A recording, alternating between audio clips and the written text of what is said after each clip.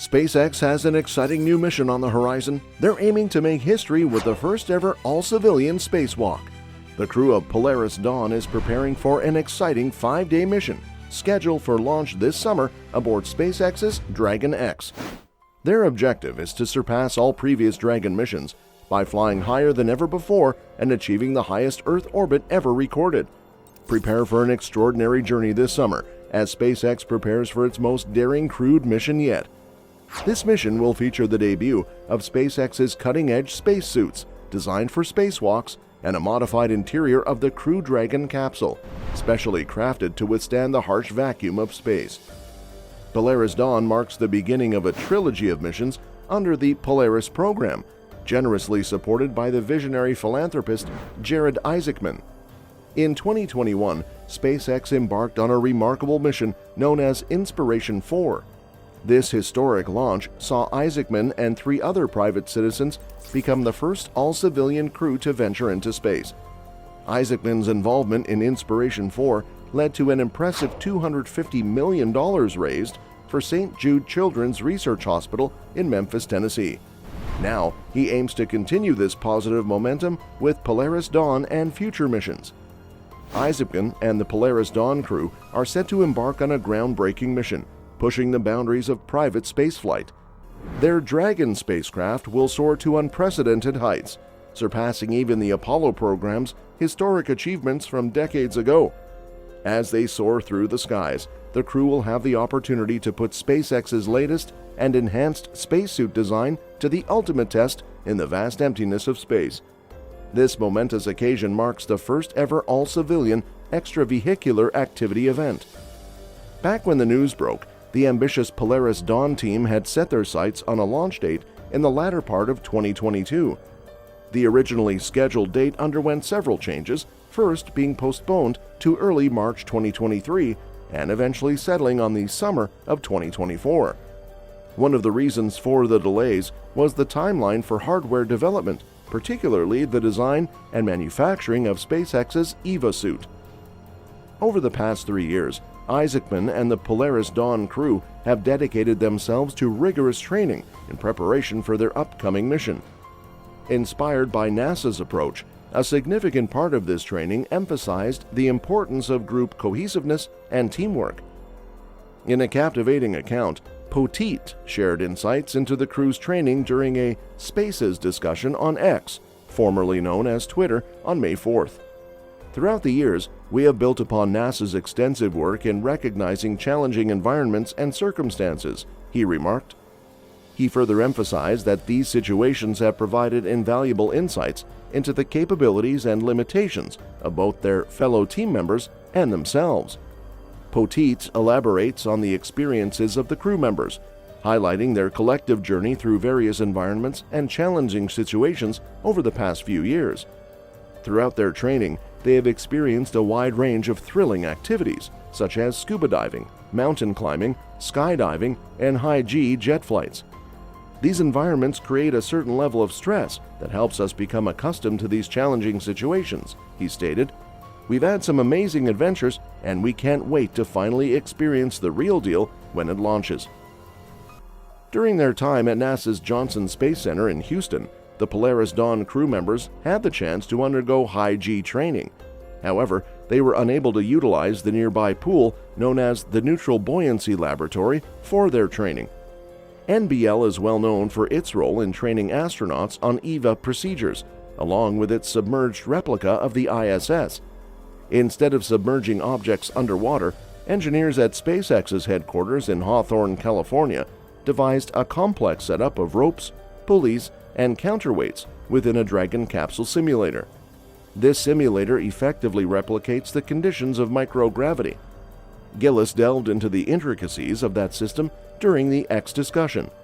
Usually when EVA is mentioned, the immediate association is to construct a pool that utilizes neutral buoyancy to replicate the conditions of microgravity, she stated. It's clear that our development cycle has been significantly shorter, and introducing a suit into the pool presents its own set of challenges. The SpaceX team took a unique and innovative approach to finding alternative methods for achieving their goal, thinking beyond the traditional means of using water. As she went on, she described the team's impressive Hawthorne facilities, where they had a remarkable vertical capsule simulator. Inside this simulator, the engineers successfully installed a suspension system with cutting-edge controls. When you tap something with your finger, she explained, the sensation is remarkably similar to the feeling of moving in microgravity. Gillis beautifully describes a pressurized suit and suspension system that provides a glimpse into the experience of stepping out of a spacecraft's hatch opening. Imagine suspending a crew member sideways and immersing yourself in a hyper-realistic microgravity environment situation, she said. On May 4th, SpaceX revealed its latest EVA suit, which appears to be a more substantial iteration of the spacesuit worn by astronauts on previous Crew Dragon missions. Chris Trigg, the manager of spacesuit design at SpaceX, recently participated in the X Spaces discussion. It was quite a challenge to ensure that we maintained the full functionality of the EVA suit while also incorporating the EVA capability, Trigg explained. In order to minimize the weight and space constraints on the spacecraft, the crew of Polaris Dawn has decided to forego the use of their EVA suits and will slowly rely on their EVA suits for a duration of the mission. For the Polaris Dawn mission, we have decided to have the crew wear a single suit from start to finish, from the pad to the splashdown, Trigg explained.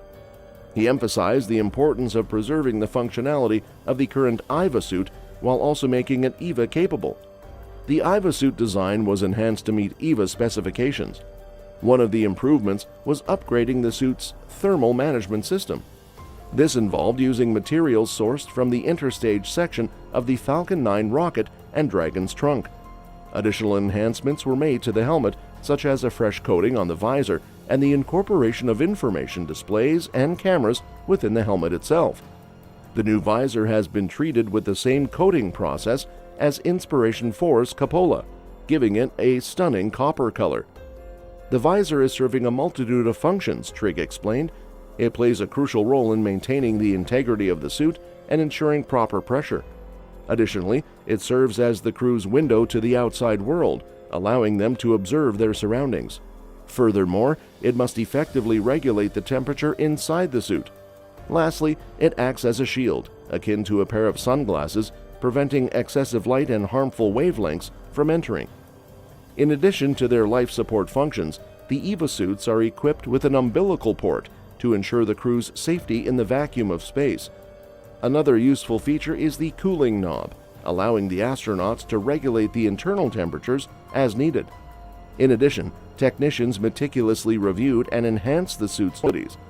Our team put in a tremendous amount of effort into perfecting the joints responsible for rotation in the arms, shoulders, and wrists.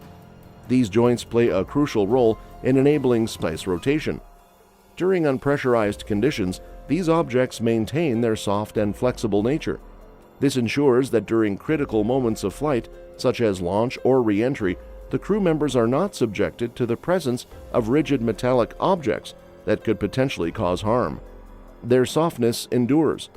Then, when you pressurize the suit, they rigidize and give you that mobility that you need, Trigg said.